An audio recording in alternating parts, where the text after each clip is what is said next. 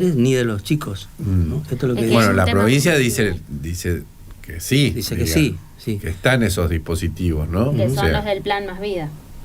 Bueno, está Susana Canevaro como siempre con nosotros. Hola Susana, buen día. ¿Cómo te va? ¿Cómo están? Buen Muy día. bien. ¿Cómo Vos les va? estás trabajando, Susana? ¿no es cierto? Sí. Capítulo 1, estás trabajando. Muy bien. Sí, O sea, sí. no te Acá plegás, ¿viste qué palabra? No te plegás a la suéter. No te plegás a la suéter. No, asueto. No, Muy no, bien. no. Bueno, ¿qué tenemos? Bueno, Perdón, fue difícil encontrar. vamos a ir con el chiste. Qué palabra horrible plegarse, ¿eh? Sí, muy Un fea. horror. Bueno, dale, ahora sí vamos. Pero replegarse es peor. Vamos. Plegarse sí, replegarse no. Dale. Bueno, difícil hoy la elección, pero me quedé con 3 libros. El primero de ellos es Bansky. Sí. Conocemos a Bansky. Bueno, tiene, no sé si se lee, ¿no?, en la pantalla, pero dice el subtítulo: esto no es un manual de recursos para las putas agencias publicitarias. Bueno, Bansky es el creador anónimo, al que ya se le atribuyeron nombres, no sabemos si es cierto o no. Es de origen británico, es el grafitero por excelencia, el modelo para muchos en todo el mundo. Sus grafitis son reconocidos, ni bien los vemos, son tan efímeros que, bueno, a veces hasta el mismo autor los destruye, ¿no?, luego de exhibirlos. Sí. Justamente para evitar esa censura ridícula que muchas veces aparece. Incluso hace pocos días eso ocurrió en Inglaterra, porque había pintado un graffiti cerca de los tribunales, quejándose o protestando contra el abuso de los jueces sobre un ciudadano y mostrando en la escena a un juez, bueno, yo conmigo no tengo acá la reproducción, golpeando a alguien tirado en el piso, ¿no? Sí. Bueno, eso fue censurado, pintado por los policías británicos, así que desapareció. Bueno, pero justamente adquiere una importancia notable hoy, porque lo que se discute hoy el mundo es el Estado palestino, sí o no. Y él pintó la bandera del Estado palestino en distintos muros en Israel, y también en el muro que divide a Israel de Cisjordania, ¿no?, que es un territorio que está aislado de Gaza, digamos. Por lo tanto, es muy actual la figura de Bansky. Absolutamente. Es como el adalid de la libertad de expresión, sí, ¿no?, que se manifiesta en esos muros. Bueno, hay una obra emblemática de Bansky, que es la de la niña soltando un globo, ¿no? Ese está en el muro de Cisjordania. Bueno, esa misma obra él se había subastado por millones, Uh-huh. y había sido expuesta en un museo, creo que en el Louvre, y la colgó el mismo autor, o no se sabe bien cómo llegó al lugar. Lo cierto es que esa obra fue efímera, porque estuvo nada más que 24 horas o muy poco tiempo, y luego esa obra tenía incorporada una trituradora de papel. Así es. Por lo cual se trituró la obra y ya nadie la pudo ver. Bueno, otra de las... bueno, siempre está... es un artista antisistema, ¿no?, que se lucha contra el poder establecido, contra lo políticamente correcto, obviamente. Y este libro en realidad tiene una versión formato mayor, pero ahora nos llegó esta, que, bueno, es más de bolsillo, digamos, y que la puede tener todo el mundo. Además, su precio es accesible. Qué hermoso libro.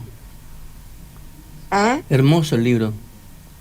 Esta es una de las obras, les voy mostrando algunas.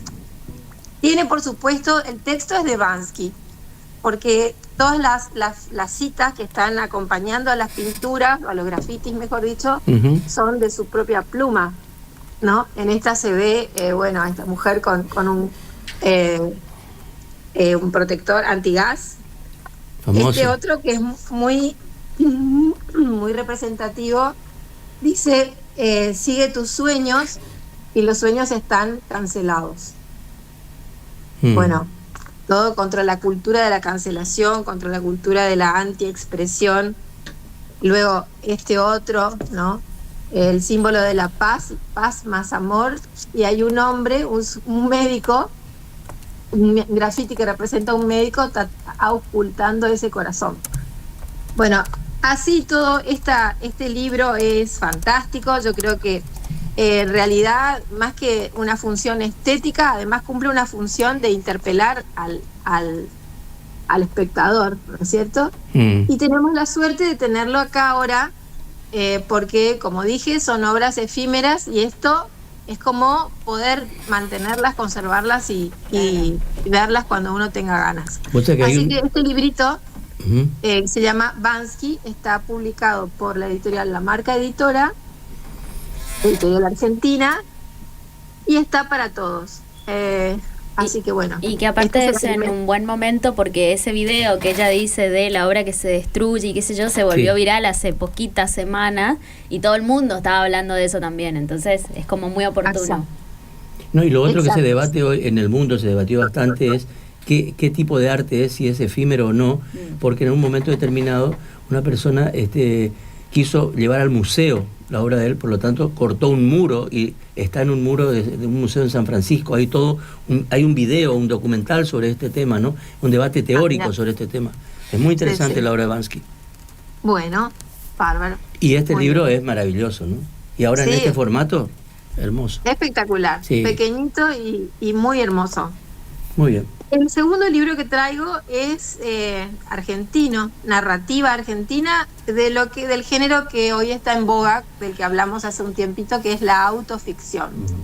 Es el libro... Volvió Sivak a la... que me publicó el último libro hace 2 o 3 años, creo. Sí.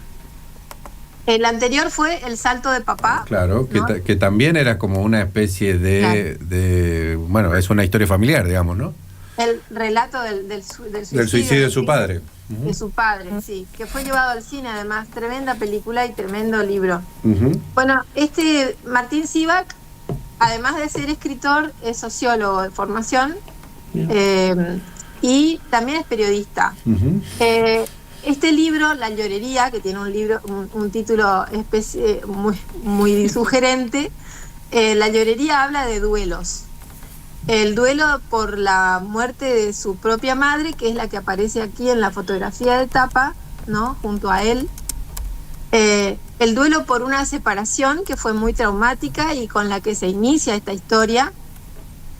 Y también, de alguna forma, qué sé yo, supongo que también se referirá a un duelo por el crecimiento, porque también hay como 4 historias que cabalgan una sobre otra en una especie de diario, pero no es tan ordenado, porque va saltando en el tiempo en 4 situaciones.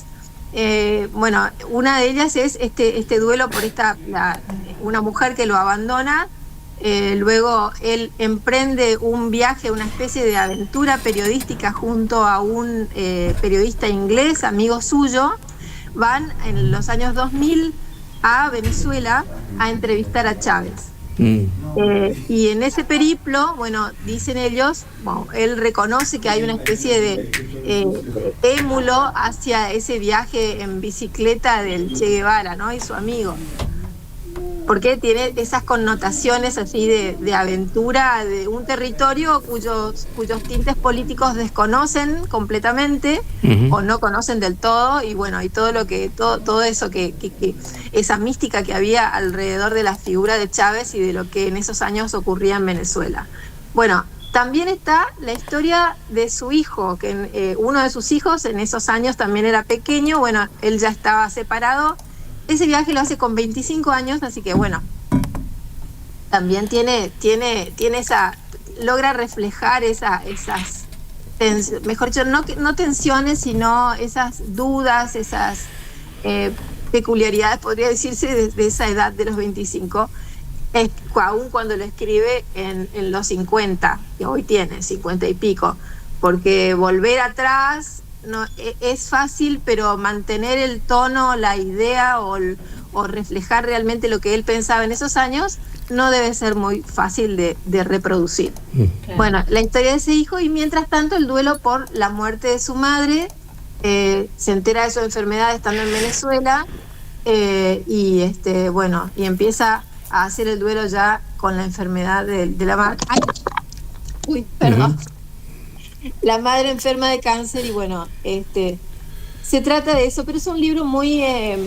no estoy spoileando con esto porque él en todas las entrevistas cuenta todo, así que no estoy sumando ninguna información extra a todo esto, pero creo que el libro nos va llevando en estas 4 historias, como les dije, es muy sensible, sobre todo tiene mucha sensibilidad y escribe muy bien Martín Sivak. Fue acompañado por varios editores en esta tarea, en esta especie de épica, editores y escritores, colegas que lo impulsaron, lo acompañaron para que este libro viera la luz finalmente. Muy bien. Así que bueno, está. Dale. Es difícil hablar del duelo, sobre todo el duelo de los padres y especialmente el de la madre, pero bueno, aquí está La llorería de Martín Sivak, publicado por Alfaguara. Bueno. Bien. Y bueno, y en tercer lugar tengo este libro. Miren, la verdad que me sorprendió cuando lo vi, dije, ¿qué es esto? Se llama Fordlandia. Bueno, como su nombre lo indica, Fordlandia, así como Disneylandia, es la tierra de Ford. La tierra de Ford, o el territorio que John Ford, el mítico dueño, creador de la Ford, ¿no? De los automóviles, los primeros automóviles en Estados Unidos, emprende un proyecto faraónico en busca de caucho. A fines de los años 20, decide comprar un terreno equivalente a la superficie de Connecticut en Estados Unidos, pero en Brasil, en la región amazónica del nordeste, a orillas del río Tapajós. Bueno, ahí crea una ciudad y una locura absoluta, ¿no? Aquí ahí se compara este libro con la película Fitzcarraldo de Herzog, se lo compara también con Tiempos modernos de Chaplin y hasta incluso con Las aventuras de Huckleberry Finn, porque tiene un poco de todo eso. Tiene un poco de Fitzcarraldo por esta cuestión colonizadora de llegar a un lugar, una selva como la selva amazónica, intentar crear allí una ciudad, y lo logra, ¿no? Crea una ciudad con un modelo arquitectónico definido, porque crea la ciudad en la que habitarán los trabajadores de esa fábrica de caucho. Él piensa que los trabajadores merecen tener sueldos que los pudieran tener acceso a través de ese sueldo a comprarse un Ford, a comprarse un vehículo. Sí. Por lo cual era generoso en eso, digamos. Pero por otro lado, hizo toda una revolución social también, porque impuso un modelo de vida a los habitantes que eran todos trabajadores brasileños, sí. No eran trabajadores traídos de Estados Unidos. A esos trabajadores les impone un modo de vida.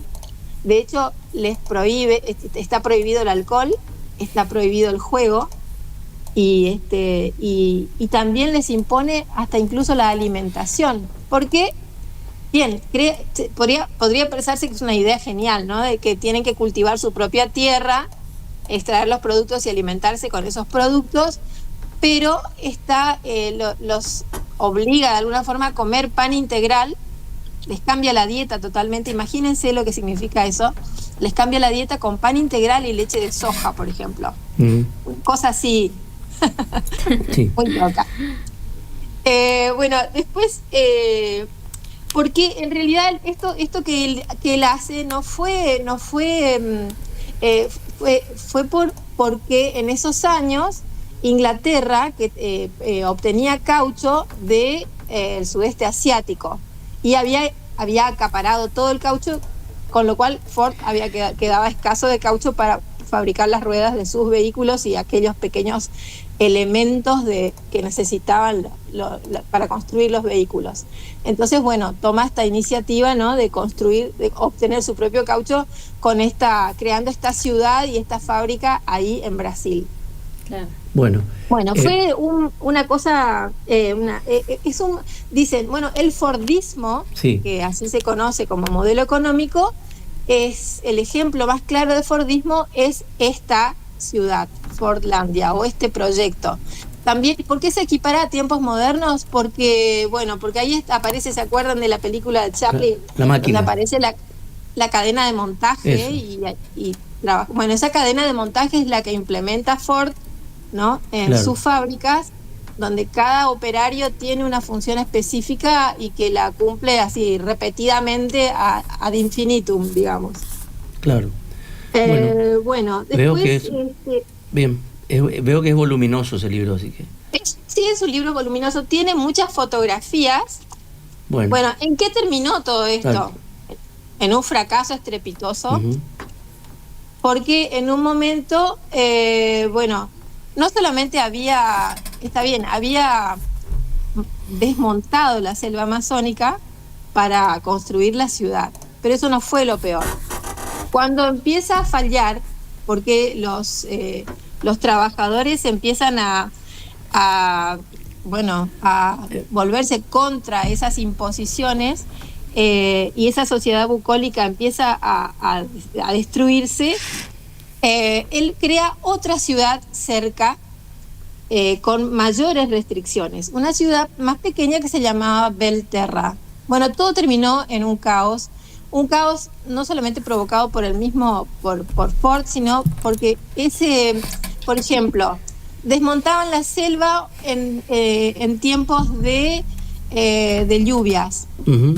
Y eso producía un efecto que era contrario, que era la reproducción a multiescala de muchísimos insectos que invadían toda la zona. Uh-huh. Ese fue, eso fue lo natural.